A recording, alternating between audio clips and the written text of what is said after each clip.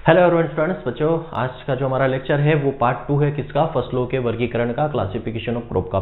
पहले जो पार्ट था उसमें हमने डिस्कस किया था क्या, सीरियल क्रॉप, मतलब ये जो हमारा क्लासिफिकेशन है किस आधार पर है, किस बेसिस पर है, it is based on economic purpose, आर्थिक उद्देश्य के आधार पर ये हमारा फसलों का क्लासिफिकेशन चल रहा था। उसमें हमने सीरियल को पढ़ा था, उसमें हमने पल्सेस को पढ़ा था, और आगे जो है उसी को कंटिन्यू करेंगे। मतलब जो हमारा classification on the basis of किस पे था, आर्थिक उद्देश्य के साथ आधार पर, इकोनॉमिक पर्पज के आधार पर था, उस बेसिस को हम आगे कंटिन्यू कर रहे हैं। इसमें है नंबर थर्ड में हमारी आती है क्या, ऑयल सीड क्रॉप।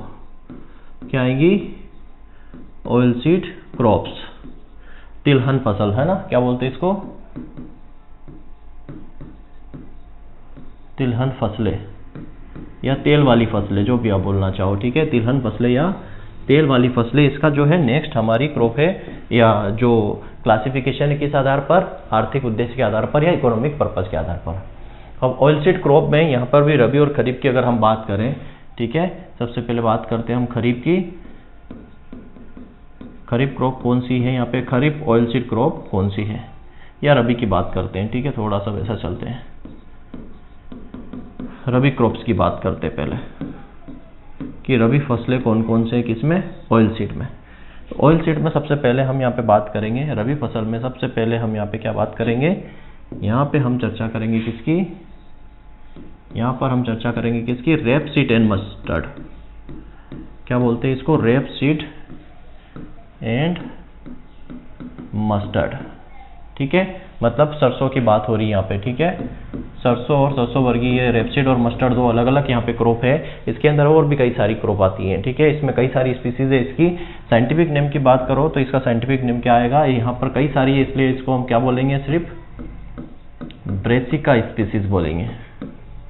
क्या बोलेंगे, ब्रेसिका स्पीसीज। क्यों, क्योंकि इसके अंदर बच्चों कई सारी स्पीसीज आती है, जिसको हम कहाँ पढ़ेंगे, जब मैं आपको ब्रीडिंग पढ़ाऊंगा उसके अंदर मैं आपको पढ़ाऊंगा कि जो रिम्पू साइंटिस्ट, जो रिम्पू ने तो ट्रिटिकल दिया था, जो नागाहेरू साइंटिस्ट है, ठीक है, क्या नाम है, नागाहेरू, उन्होंने एक ट्राइंगल दिया था। क्या दिया था, ट्राइंगल। उस ट्राइंगल अंदर क्या था, उस ट्राइंगल के अंदर जो है मस्टर्ड की कई सारी स्पीसीज है, जो उसके अंदर डिस्कस हम आगे करेंगे, ठीक है, बेसिका कंप्रेस्टिस, बेसिका नेपूस, बेसिका रापा, कई सारी, उसमें कुछ इंडियन मस्टर्ड है, ठीक है, सब कुछ डिस्कस करेंगे। तो यहाँ बस बेसिका स्पीसीज। फैमिली की बात करें तो फैमिली क्या हो जाएगी बच्चों, फैमिली क्या हो जाएगी इसकी, फैमिली हो जाएगी क्या, ब्रेसिकेसी। क्या हो जाएगा, ब्रेसिकेसी, या इसी को और क्या नाम बोला गया है, क्रूसीफेरी, क्रूसीफेरी भी इसे कहते हैं। क्लियर है। इसकी खासियत क्या है, अगर इसकी हम खासियत की बात करें, खासियत की अगर यहाँ बात करें तो इसके अंदर ऑयल परसेंटेज कितना होता है, ठीक है, इसके अंदर ऑयल परसेंटेज कितना होता है, ऑयल अगर परसेंट की बात करें तो इसमें 33 to 35% के आसपास इसमें ऑयल कंटेंट होता है। टेस्ट वेट की बात करें, टेस्ट वेट मतलब परीक्षण भार की बात करें, ठीक है, हिंदी में बोल रहा हूँ मैं, परीक्षण भार, टेस्ट वेट मतलब परीक्षण भार। परीक्षण भार इसमें कितना होता है, लगभग 3 to 5%, 3 to 5 ग्राम इसमें क्या होता है, परीक्षण भार होता है, टेस्ट वेट होता है किसका, रेपसीड एंड मस्टर्ड का। इसी क्रम में आगे बढ़ते हैं, और हमारी जो नेक्स्ट रबी की फसल अगर हम बात करें किसमें, ऑयल सीड में, नेक्स्ट बात करें ऑयल सीड में, तो नेक्स्ट कौन सी है, नेक्स्ट है लिनसीड। कौन सी, लिनसीड, जिसको हम हिंदी में क्या बोलते हैं, अलसी। क्या बोलते हैं, अलसी कहते हैं, ठीक है। इसका जो वानस्पतिक नाम है, साइंटिफिक नाम क्या है, इसका जो साइंटिफिक नाम है वो क्या है, लाइनम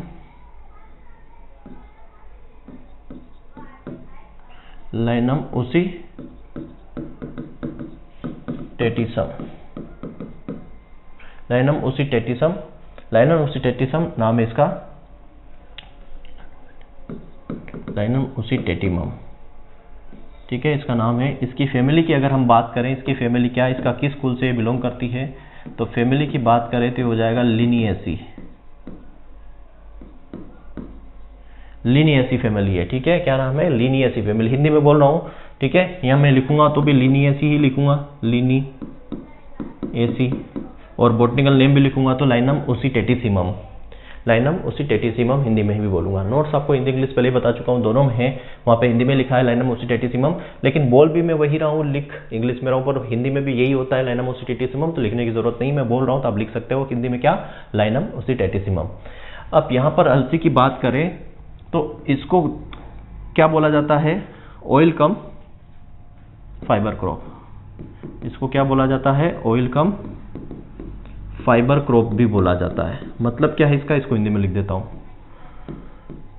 फसल सह रेशा, ठीक है, फसल सह रेशा, फसल सह रेशा मतलब फसल के साथ साथ ये रेशे के लिए भी ग्रो की जाती है। उल्टा लिखा मैंने, एक मिनट, इसका मतलब हो गया तेल शह रेशा फसल, तेल के साथ साथ इसमें हम रेशा भी ले लेते हैं। जब इसको रेशे के लिए ग्रो करते हैं, ध्यान रखना, जब इसको रेशे के लिए ग्रो करते हैं तो इसके फाइबर को क्या कहते हैं, इसके फाइबर को क्या कहते हैं, याद रखना, इसके फाइबर को फ्लक्स कहा जाता है। क्या कहा जाता है, फ्लक्स कहा जाता है इसके फाइबर को, याद रखना, ठीक है, पूछा जाता है। लिनसीड का जो फाइबर होता है उसे क्या कहते हैं, फ्लक्स कहते हैं। तो फाइबर के लिए जब ये क्रॉप लेते हैं इसको फ्लक्स कहते हैं। ऑयल कम फाइबर क्रॉप में मतलब तेल के साथ साथ ये रेशे वाली फसल भी है, फैमिली इसकी लिनियस है, लाइनम ओटिसिमम की बात करते हैं। इसमें जो ऑयल परसेंटेज होता है माय डियर फ्रेंड्स, इसमें जो ऑयल परसेंटेज होता है वो कितना होता है, इसमें प्रोटीन भी होता है क्या, हाँ, इसमें प्रोटीन भी होता है क्या, हाँ। ऑयल की बात करें तो 38% ऑयल होता है, प्रोटीन की बात करो तो 36% प्रोटीन होता है। टेस्ट वेट की अगर बात करें तो टेस्ट वेट इसका 10 ग्राम होता है, ठीक है, टेस्ट वेट कितना है, 10 ग्राम। ये सारी चीज़ें हम फिर से पढ़ेंगे, कब, जब हम क्रॉप पढ़ेंगे, लिनसीड के बारे में डिटेल डिस्कशन करेंगे, वहाँ पे सारी चीज़ फिर से आने वाली है, ये भी सारी चीज़ आने वाली है यहाँ भी, लेकिन यहाँ पे भी हम एक बार पढ़ते हुए चल रहे तो रिविजन होगा, ठीक है। तो ये लिनसीड हो गई, कौन सी क्रॉप है, ये सब ये रबी की क्रॉप है, कौन सी, ऑयल सीड वाली, ऑयल सीड वाली रबी की फसल है। इसमें एक और क्रॉप आती है रबी में, एक और क्रॉप आती है रबी में, साफ्लावर, जिसको हम हिंदी में क्या बोलते हैं, कुसुम, साफ्लावर। तो इसका साइंटिफिक नाम क्या है बच्चों, ये सब आपको याद होना चाहिए, सब के साइंटिफिक नेम, वैज्ञानिक नेम, आपको वानस्पतिक नाम याद होना चाहिए, उनके क्रोमोसोम नंबर याद होना चाहिए। हम क्रॉप पढ़ेंगे वहाँ पे भी पढ़ेंगे, मैं आपको लिस्ट भी दूंगा, उस लिस्ट में आपको सभी क्रॉपों का क्या वानस्पतिक नाम मिल जाएगा, वो आप याद करना, मैं आज ही ऐड कर दूंगा उसको, ठीक है। सबके वानस्पतिक नाम, क्रोमोसोम नंबर सबको एक साथ आप मिल जाएगा, फैमिली मिल जाएगी, आप उसको पढ़ लेना, याद कर लेना। साफ्लावर की फैमिली की बात करें या नाम याद करें तो इसका क्या होता है,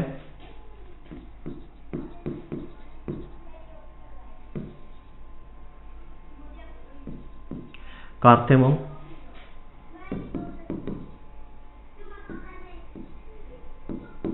टिंक्टोरियस, कार्थेमम टिंक्टोरियस, क्या नाम है इसका, कार्थेमस टिंक्टोरियस, कार्थेमम टिंक्टोरियस, ठीक है, इसका क्या नाम है, वनस्पतिक नाम है कार्थेमस टिंक्टोरियम। फैमिली की बात करें, किस फैमिली से बिलोंग करती है, तो एस्टेरेसी, किस फैमिली से बिलोंग करती है, एस्टेरेसी। इसको कंपोजिट भी बोला जाता है। आपको जिनकी दो फैमिली है उनकी दो फैमिली भी आपको याद होनी चाहिए कि एस्टेरेसी फैमिली को कंपोजिट फैमिली भी बोला जाता है।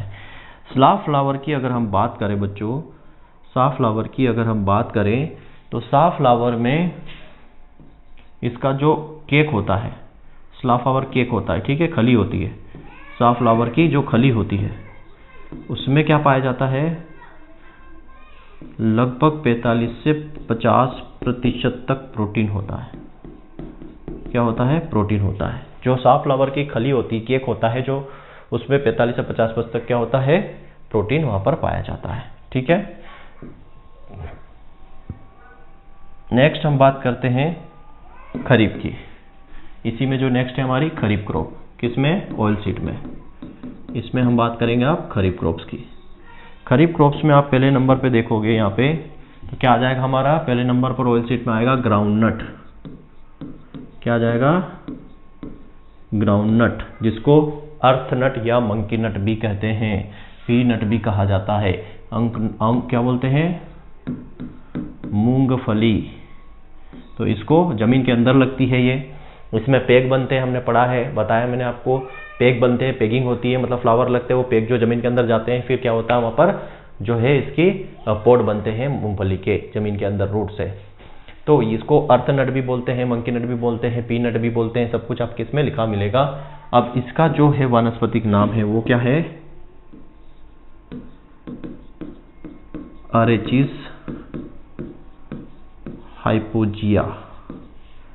एरेकिस हाइपोजिया इसका जो है वानस्पतिक नाम है। फैमिली की बात करो तो फैमिली क्या आ जाएगा,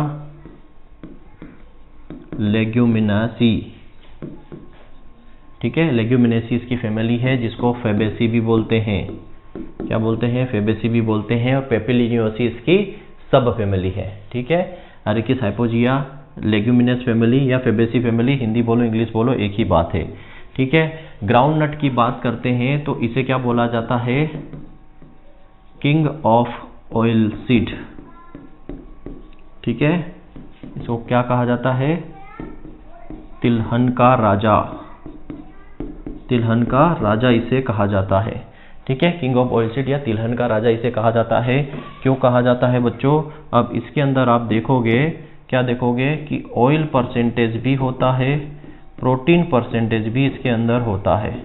ऑयल परसेंट की बात करो तो 45% यहाँ पर क्या होता है ऑयल, और 26% जो है प्रोटीन इसके अंदर पाया जाता है। इसका सेलिंग परसेंटेज लगभग 70% के आसपास होता है। मतलब जो हमारा जो दाने होते हैं और उसके ऊपर जो कर्नेल पोड होता है उसका जो रेशियो मतलब 70% होता है, वो हम पढ़ेंगे तब डिस्कस करेंगे। तो जो मूंगफली है उसका नाम क्या है, एरेकिस हाइपोजिया, लेग्यूमिनेसी फैमिली की है, इसको तिलहन का राजा कहते हैं। ऑयल इसमें तेल कितना होता है 45%, प्रोटीन कितना होता है 26% इसमें पाया जाता है। क्लियर है। यहाँ पर कई बार आपने पढ़ा होगा कि मस्टर्ड को बोल देते हैं ऑयल का राजा, लेकिन नहीं, कौन सा है तो वो हमारा यही है। कौन है, ग्राउंड नट। इसके बाद हम पढ़ते हैं सिसमी। ठीक है, सिसमी जिसको अपन क्या बोलते हैं, तिल, सिसमी। तो सिसमी जो है इसका जो वानस्पतिक नाम है, ये भी खरीफ ऑयल सीड क्रॉप है, इसका वानस्पतिक नाम क्या है, सिसमम इंडिकम। सिसमम इंडिकम इसका वानस्पतिक नाम है। इसकी फैमिली मोस्ट इंपॉर्टेंट है। ठीक है, इसकी फैमिली मोस्ट इंपॉर्टेंट पूछी जाती क्या है, पेडालिएसी। क्या है, पेडालिएसी। पेडालिएसी इसकी क्या है, फैमिली है। और इसे क्या बोला जाता है बच्चों, इसे क्या बोला जाता है, तो याद रखना इसे बोला जाता है रानी, क्वीन ऑफ ऑयल सीड। ठीक है, मतलब तिलहन की रानी, तिलहन की रानी इसे कहते हैं। क्या कहते हैं, तिलहन की रानी इसे कहा जाता है।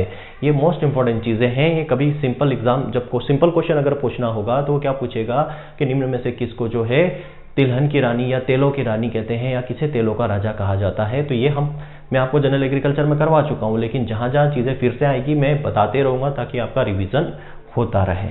ठीक है, अब बात करते हैं तिलहन की रानी क्यों बोलते हैं इसको। तो यहाँ पर बात करते हैं, इसमें ऑयल परसेंट भी होता है और प्रोटीन परसेंट भी होता है। ऑयल परसेंट की बात करो, प्रोटीन ऑयल इसमें लगभग होता है 46 से 52%, मतलब अप्रोक्स 50% होता है इसमें, इसलिए इसको क्या बोलते हैं, रानी। प्रोटीन की बात करें, प्रोटीन इसमें 18 से 20% तक पाया जाता है। 18 से 20% तक प्रोटीन भी होता है किसमें, सिसम में। और गर्मी में ये क्रॉप आसानी से हो जाती है। तो सिसमम इंडिकम इसका साइंटिफिक नाम है किसका, सिसम का, तिल जिसे हम बोलते हैं। फैमिली पेडिलिएसी है, इसकी फैमिली मोस्ट इंपॉर्टेंट है, याद रखना मोस्ट इंपॉर्टेंट है फैमिली, क्योंकि क्वेश्चन कई बार पूछा हुआ है कि सिसम की फैमिली क्यों है, क्योंकि देखो अलग ही जा रही पेडिलिएसी, आप बहुत कम पढ़ने को मिलती है ना। ऑयल परसेंटेज इसमें सबसे ज़्यादा होता है 46 से 52% तक, प्रोटीन 18 से 20% होता है, और इसे तिलहन की रानी कहा जाता है। ठीक है, ये खरीफ की हमारी 2 फसल हो गई। तीसरी पे बात करते हैं हम। तीसरी जो फसल है खरीफ की ऑयल सीड की, वो क्या है, कस्टर, जिसको हम हिंदी में क्या बोलते हैं, अरंडी। ठीक है, कस्टर जिसको हम हिंदी में क्या बोलते हैं, अरंडी इसे कहा जाता है। और यहाँ से क्या क्वेश्चन पूछा जाता है वो भी मैं बताने वाला हूँ। यहाँ से ये क्वेश्चन पूछा जाता है कि निम्न में से कौन सी फसल है, या निम्न में से कौन सी ऑयल सीड फसल है, तेलों वाली फसल है, तेल की फसल है जिसका तेल खाने में उपयोग में नहीं लाया जाता। ठीक है, तो पहले साइंटिफिक नेम की बात करते तो क्या है, रिसिनस कुमोनिस। रिसिनस कुमोनिस इसका वानस्पतिक नाम है। फैमिली की बात करें इसकी अरंडी। ठीक है, रिसिनस कुमोनिस इसका वानस्पतिक नाम है। फैमिली की बात करें इसका क्या है, यूफोरबिएसी। फैमिली क्या है इसकी, यूफोरबिएसी। यूफोरबिएसी क्या है इसकी फैमिली है। और इसमें मेन चीज क्या है बच्चों, इसमें मेन चीज ये है कि ये non edible oil seed crop है।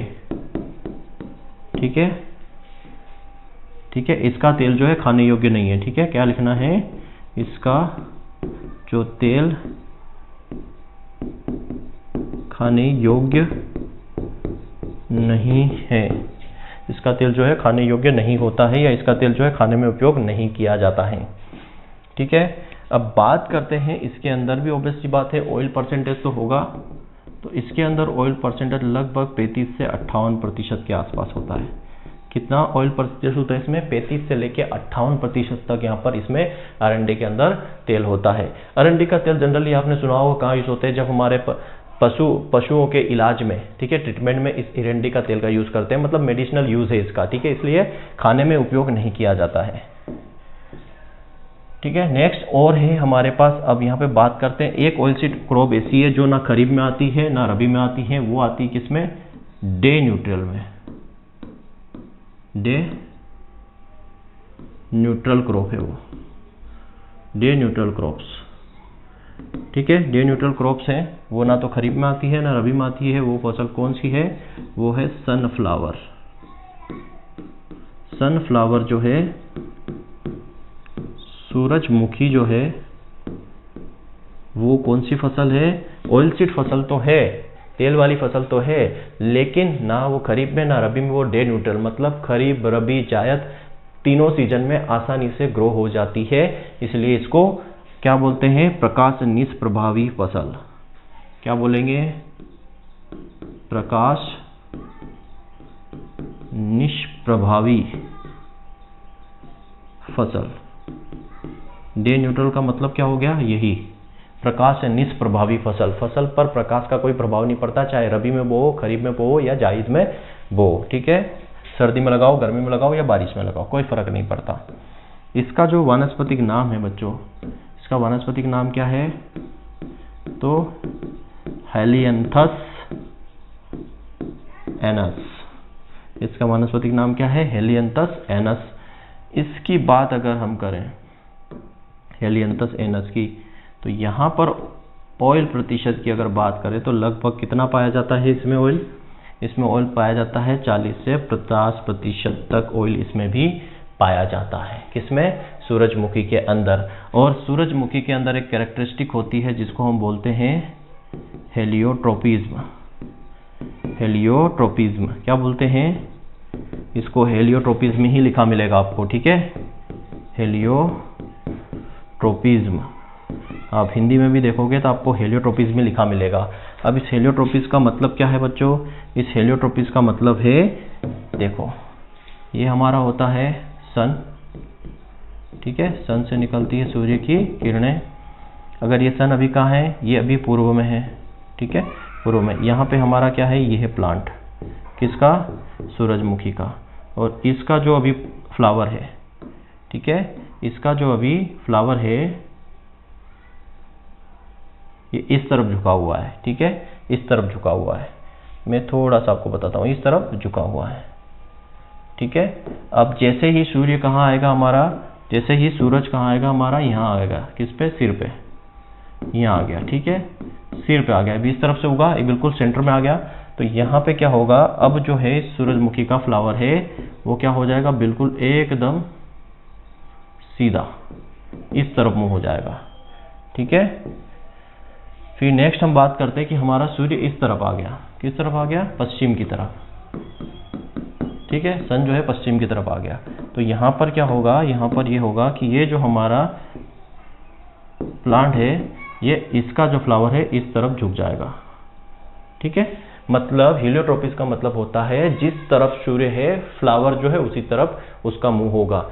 इस तरफ है तो इस तरफ मुंह होगा, सूर्य ऊपर आ गया तो ऊपर मुंह हो जाएगा, इस तरफ आ गया तो इस तरफ मुंह हो जाएगा। इस प्रोसेस को हेलियोट्रोपिज्म बोलते हैं, ठीक है। एक जियोट्रोपिज्म होता है, एक टर्म होता है कौन सा, जियोट्रोपिज्म। जियोट्रोपिज्म, जियोट्रोपिज्म किस में पाया जाता है, तो याद रखना जो बरगद का पेड़ है, बरगद का पेड़ है उसमें। क्यों, जियोट्रोपिस का मतलब होता है नीचे की तरफ, जियो मतलब जमीन की बात हो रही ना, जियोट्रोपिस मतलब नीचे की तरफ। तो बरगद का पेड़ आपने देखा होगा, ये जो बरगद का पेड़ है हमारा, उसमें आपने देखा वहां से जो शाखाएं निकलती है वो ऐसे नीचे की तरफ लटकी हुई मिलती है आपको, जमीन की तरफ, ये जमीन की तरफ लटकी हुई मिलती है। तो इसी प्रोसेस को क्या बोलते हैं, जियोट्रोपिज्म बोलते हैं, कि बरगद के पेड़ में जो उसकी शाखा है ना नीचे की तरफ आती है, जमीन की तरफ आती है, उसको जियोट्रोपिज्म बोलते हैं। क्लियर है, आई थिंक ये आपको समझ में आ गया होगा। तो ये हमारी ऑयल सीड क्रॉप यहाँ पे खत्म होती है। अब हम क्या पढ़ेंगे, ऑयल सीड क्रॉप के बाद हमारी नेक्स्ट आती है फोर्थ नंबर पे आती है हमारी ऑयल सीड के बाद हम ले सकते हैं यहाँ पे फाइबर क्रॉप, रेसे वाली फसल है, ठीक है, रेसे वाली फसल। अब रेसे वाली फसलों में क्या है, ये अभी हमारा इकोनॉमिक आर्थिक उद्देश्य के आधार पर ही क्लासिफिकेशन चल रहा है, उसी को हम कंटिन्यू कर रहे हैं।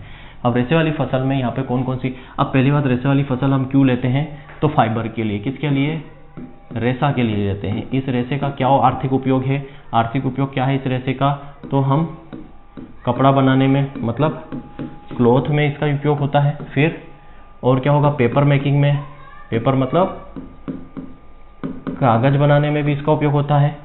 और किस में, रोप बनाने में भी, रोप मतलब रस्सी बनाने में भी इसका उपयोग होता है। इसलिए हम इसको आर्थिक उद्देश्य के हिसाब से पढ़ते हैं, किसको, कॉटन को, और कॉटन को लगाया भी जाता है, कॉटन या फाइबर क्रॉप जितनी भी है। क्यों, क्योंकि फाइबर हम लेते हैं उससे कपड़े भी बनते हैं, पेपर भी बनता है, रोप मतलब रस्सियां भी बनती हैं। तो इसमें जो पहली क्रॉप है वो कौन सी है, तो वो है हमारी कॉटन, मतलब कपास।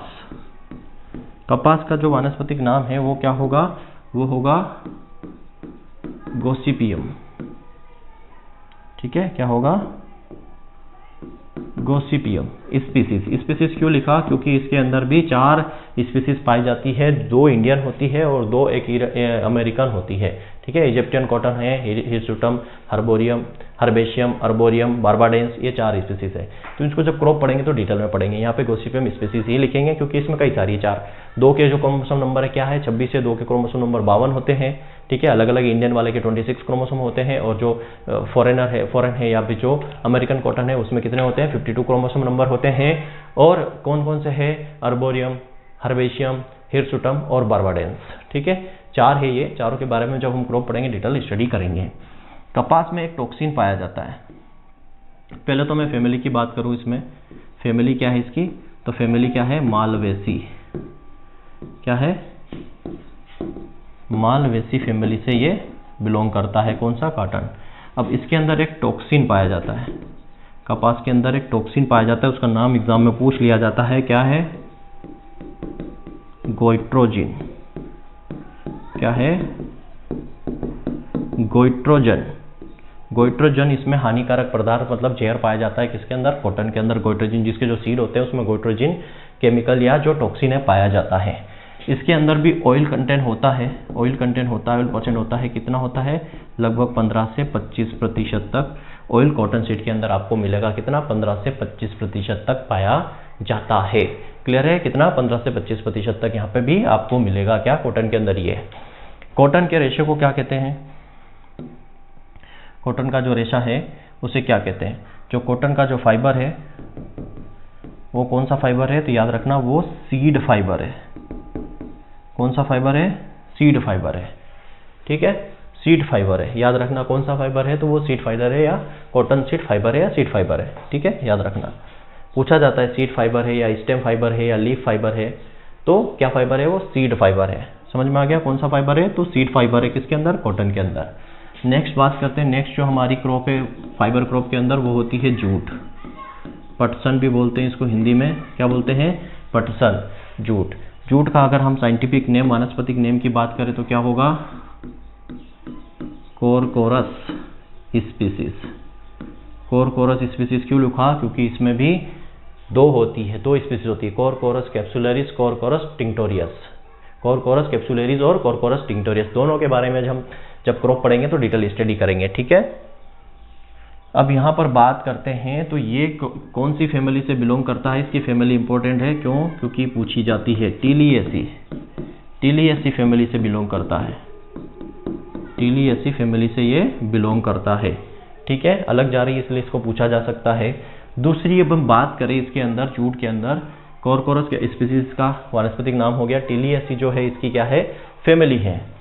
जूट का जो सर्वाधिक उत्पादन है, सर्वाधिक प्रोडक्शन है, प्रोडक्शन इसका हाईएस्ट उत्पादन है, वो कहाँ होता है, वेस्ट बंगाल में, पश्चिम बंगाल के अंदर। और जूट की जो है जूट फैक्ट्री लगाई गई थी, फर्स्ट जूट फैक्ट्री की बात करें तो वो 1854 में कहाँ लगाई गई थी, कलकत्ता में। कलकत्ता में 1854 में जूट फैक्ट्री लगाई गई थी। और बात करें इसमें तो जूट पैकेजिंग अधिनियम भी आया था, जूट पैकेजिंग एक्ट या जूट पैकेजिंग अधिनियम जो 1987 में आया था। और हमारा भारत जो है जूट के जो प्रोडक्ट होते हैं या जूट के जो रॉ मटेरियल होते हैं उसमें एक अधिकार है, मतलब क्या है, मोनोपोली है। ये सारी चीज़ हिंदी में भी हम पढ़ा चुका हूँ जनरल एग्रीकल्चर के अंदर आपको जूट के बारे में। जब कहाँ पढ़ा था, इससे रिलेटेड जो रिवोल्यूशन होता है वो कौन सा रिवोल्यूशन होता है, गोल्डन फाइबर, उसमें मैंने पढ़ाया था, गोल्डन फाइबर रिवोल्यूशन होता है। गोल्डन फाइबर जो रिवोल्यूशन होता है उसके अंदर मैंने पढ़ाया था इसमें कि जूट जो है सबसे ज़्यादा वेस्ट बंगाल के अंदर होता है, वहाँ पर जूट की फैक्ट्री 1954 में लगाई गई थी। कलकत्ता में जूट पैकेजिंग एक्ट 1987 में आया था और इससे जो रिवोल्यूशन है उसे गोल्डन फाइबर रिवोल्यूशन कहते हैं। और जो मैंने बात की थी और चीज़ क्या बताई थी मैंने आपको, ये सारी चीज़ वहाँ पर हिंदी में भी लिखी हुई आपको मिलेगी, ठीक है। इतनी सारी चीज़ें यहाँ पर समझ लेना। और जूट की जो है क्या है, भारत के अंदर मोनोपोली है, ठीक है। जूट प्रोडक्शन की या जूट के जो प्रोडक्ट होते हैं उसमें मोनोपोली होती है। नंबर 3 जो है फाइबर क्रॉप की बात करें तो वो क्या है, सनहेम्प।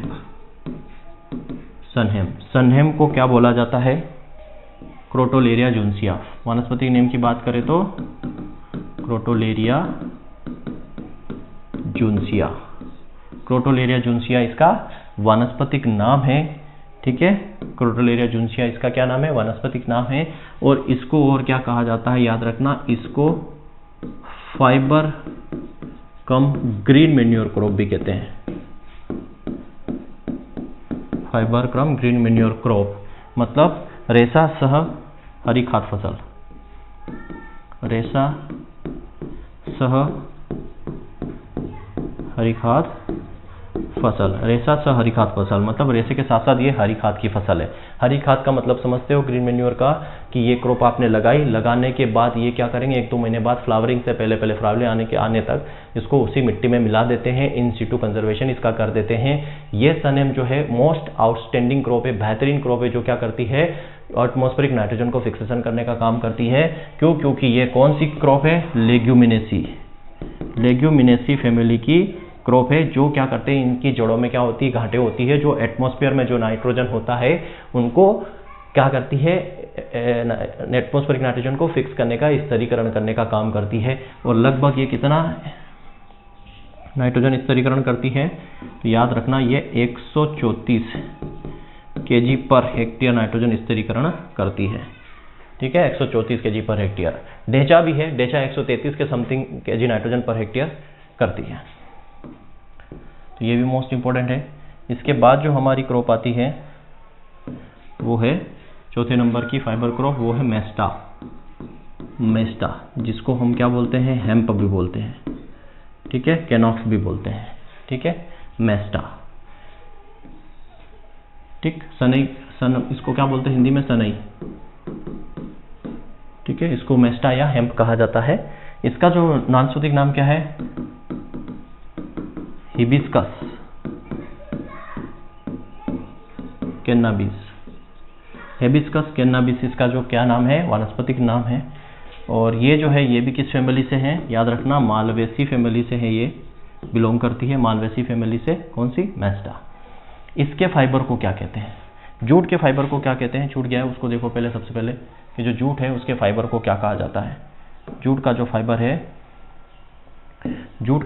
है ठीक है, जूट का जो फाइबर है उस फाइबर को क्या कहते हैं, तो वो होता है स्टेम फाइबर। जूट जो है, जूट का जो फाइबर होता है वो स्टेम फाइबर है, मतलब स्टेम से ही फाइबर लिया जाता है। स्टेम फाइबर क्यों बोला जाता है कि जूट का जो स्टेम होता है उससे जो है रेशा निकाला जाता है, इसलिए उसको स्टेम फाइबर कहते हैं। और कपास में सीड फाइबर क्यों बोलते हैं कि सीड के चारों ओर रेशा बन जाता है और सीड से हम रेशा निकालते हैं। ठीक है, सेम उसी तरीके से हमारा जो ये मेस्टा है, मेस्टा भी क्या है, ये भी स्टेम फाइबर है। मेस्टा भी जो है, मेस्टा का फाइबर भी है, वो कौन सा फाइबर है, स्टेम फाइबर है। इसको ब्रास्ट भी बोला जाता है। ठीक है, ब्रास्ट फाइबर भी कहा जाता है। तो ये हमारी कौन सी क्रॉप हो गई, ये हमारी फाइबर क्रॉप हो गई सारी के सारी। यहाँ पर और भी फाइबर का मतलब जो है क्रॉप, जैसे कि लीफ फाइबर वाली कौन सी है, लीफ फाइबर वाली, ये अलग से बता रहा हूँ, लीफ फाइबर, लीफ से फाइबर लेने वाली क्रॉप। तो एक होता है पाइनएप्पल, पूछा गया क्वेश्चन है कई बार। पाइनएप्पल जो है, अनानास जो है जिसका लीफ फाइबर पाया जाता है।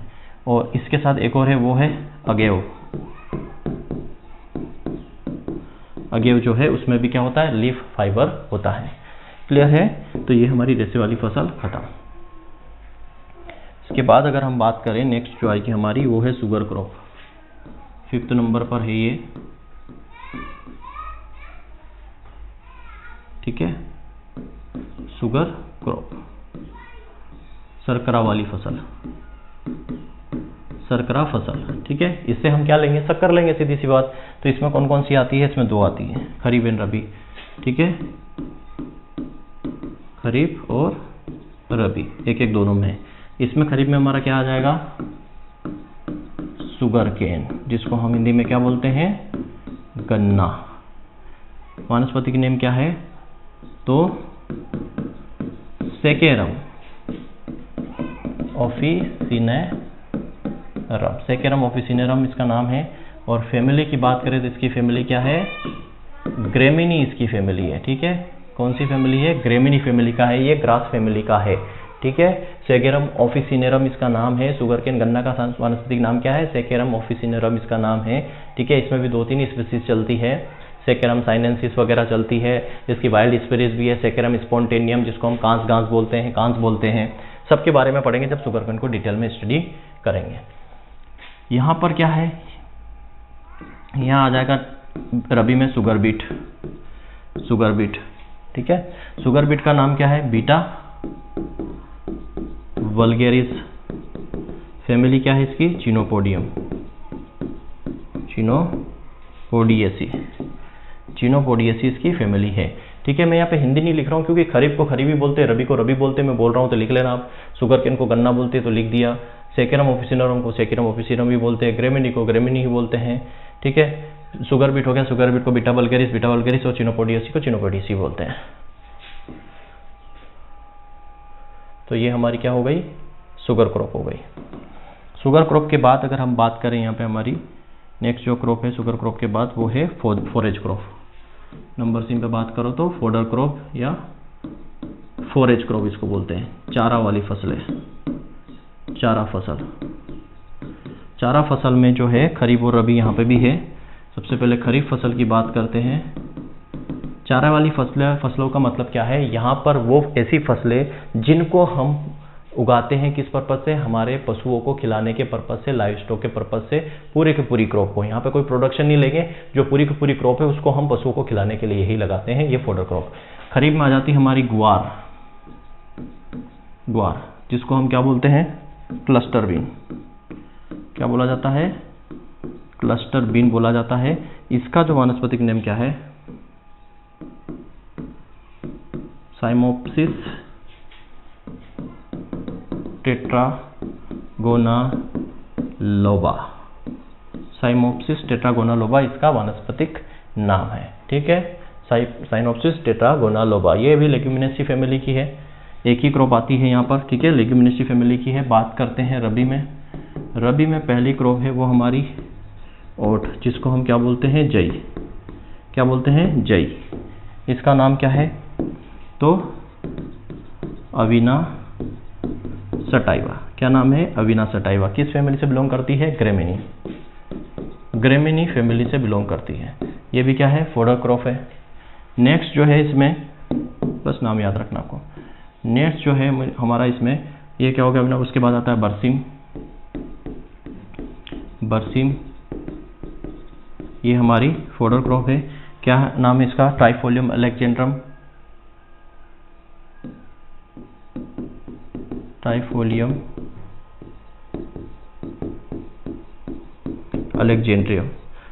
अलेक्जेंड्रम इसका वानस्पतिक नाम है। और किस फैमिली में आती है, तो याद रखना ये किस फैमिली में आती है, तो याद रखना ये किसकी फैमिली क्या है, बरसीम की, ये है लेग्यूमिनेसी। ठीक है, लेग्यूम फसल है। और इसको क्या बोला जाता है, किंग ऑफ फोडर क्रॉप, चारा फसल का राजा। ठीक है, चारा फसल का राजा कहा जाता है किसको, बरसीम को। याद रखना, ये सारे फैक्ट हम पहले डिस्कस कर चुके हैं। यहाँ पे बात करते आती है लूसर्न, जिसको हिंदी में रिचका कहते हैं। इसका नाम क्या है, मेडिकागो सटाइवा। और ये जो रिचका है, मेडिकागो सटाइवा, इसको कहते हैं रानी, क्वीन ऑफ फोडर क्रॉप। क्या कहेंगे इसको, चारा फसल की रानी। क्लियर है, तो ये हमारी फोडर क्रॉप भी हो गई, 4 फोडर क्रॉप हमने यहाँ पे डिस्कस की है। ठीक है, नेक्स्ट आगे बढ़ते हैं। कुछ स्पेशल चीज़ें हैं जो हमने साथ ही साथ डिस्कस की हैं यहाँ पे। चलो अब आगे बात करते हैं। नेक्स्ट जो है हम बात करेंगे यहाँ पे, वो बात करेंगे हम ट्यूबर क्रॉप की, कंद फसल जिसको हम बोलते हैं। ठीक है, कंद फसल। तो कंद फसल में कौन कौन सी आएगी, कंद फसल में हमारी 2 आ जाएगी। कंद फसल कौन सी है, 2। एक है हमारी पोटैटो मीन्स आलू, ये रबी फसल है, याद रखना कौन सी है, ये रबी है, आलू। नाम क्या है इसका, सोलेनम ट्यूबरोसम। सोलेनम ट्यूबरोसम जो है पोटैटो का वानस्पतिक नेम है। और फैमिली की बात करें तो सोलेनेसी फैमिली का ये है। ठीक है, सोलेनेसी फैमिली का है। और इसको क्या बोलते हैं, इसको मॉडिफाइड स्टेम कहा जाता है। ठीक है, इसको क्या कहा जाता है, इसको मॉडिफाइड स्टेम कहा जाता है। याद रखना, पोटैटो को मॉडिफाइड स्टेम के अंदर ये आता है। दूसरा क्या है, दूसरा है इसका स्वीट पोटैटो, ये खरीफ वाला है। ठीक है, ये खरीफ में आता है स्वीट पोटैटो की बात करें तो इसका नाम क्या है स्वीट पोटैटो को, तो इसका है इपोमिया बटाटास। फैमिली की बात करें तो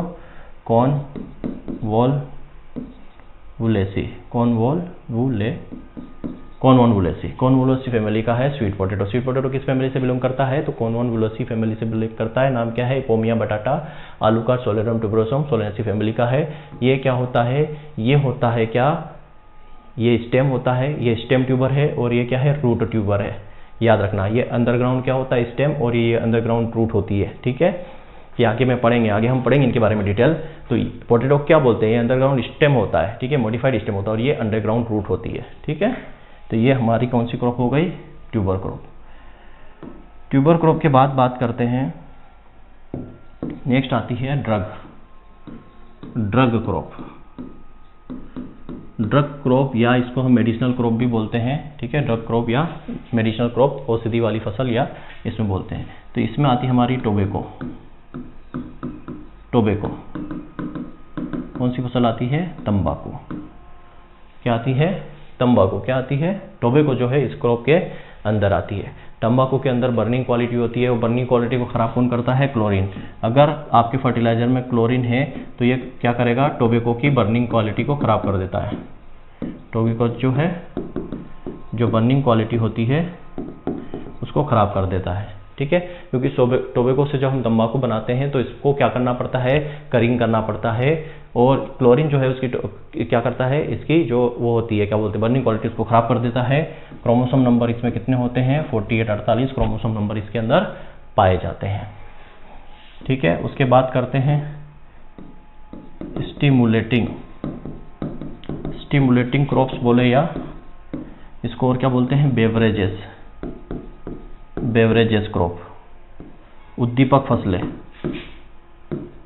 उद्दीपक फसलें, फसलें मतलब जो हमें क्या दे, उत्तेजना दे या हमें उत्तेजित करे, इसको बेवरेजेस क्रॉप भी बोलते हैं। इसमें आती है हमारी टी और कॉफ़ी, टी और कॉफ़ी इसके अंदर आती है। ठीक है, टी को क्या कहा जाता है, ध्यान रखना, टी को क्या कहा जाता है, ये हम हॉर्टिकल्चर में पढ़ेंगे डिटेल्स। टी को बोला जाता है यहाँ पर क्वीन, क्वीन ऑफ बेवरेजेस।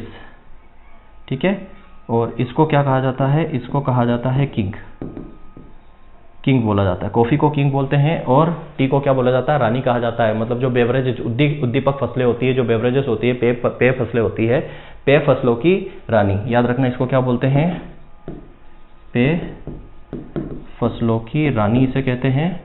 और इसे क्या बोलते हैं, पेय फसलों का राजा। कॉफ़ी को पेय फसलों का राजा कहा जाता है। ठीक है बच्चों, तो ऑलमोस्ट हमारा यहाँ पे कंप्लीट होता है। इसमें एक बचती है स्पाइसेस क्रॉप। ठीक है, यहाँ पे हम बात करें तो नेक्स्ट जो है नंबर 10 पे स्पाइसेस क्रॉप, मसाला फसलें, मसाला फसलें। इसमें क्या आता है, जैसे क्यूमिन जिसको आप जीरा बोलते हो, ये आ जाएगा अम्बेलिफेरी की है। दूसरा इसमें आ जाएगा अपना अजवाइन, अजवाइन। तीसरा आ जाएगा इसमें मेथी। ये सब क्या है, ये आपकी जो है स्पाइसेस क्रॉप है। इसको भी हम हॉर्टिकल्चर के अंदर देखेंगे थोड़ा बहुत। ठीक है, तो ये जितना भी क्रॉप का क्लासिफिकेशन था ये सारा हमने क्लियर अभी नहीं हुआ है। ये जो क्रॉप का क्लासिफिकेशन वो कौन सा था, बेस्ड ऑन इकोनॉमिक बेसिस।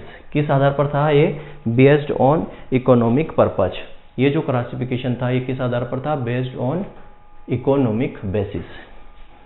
अब जो है लेक्चर हम ज़्यादा लंबा नहीं करेंगे क्योंकि ऑलमोस्ट 45 मिनट का लेक्चर सफिशिएंट रहता है। तो इसमें अभी और बचा है, क्या बचा है, एक बचा है बेस्ड ऑन लाइफ साइकिल, जीवन चक्र के आधार पर क्लासिफिकेशन, क्लाइमेट के आधार पर क्लासिफिकेशन, और एक बता है सीजन के आधार पर क्लासिफिकेशन। तो लगभग वो और कम से कम 40 मिनट लेगा। अगर मैं यही कंटिन्यू करवाता हूँ तो लेक्चर काफ़ी लंबा होगा, इसलिए इसको हम नेक्स्ट लेक्चर में कंप्लीट करेंगे। Thank you very much. जय हिंद, जय भारत।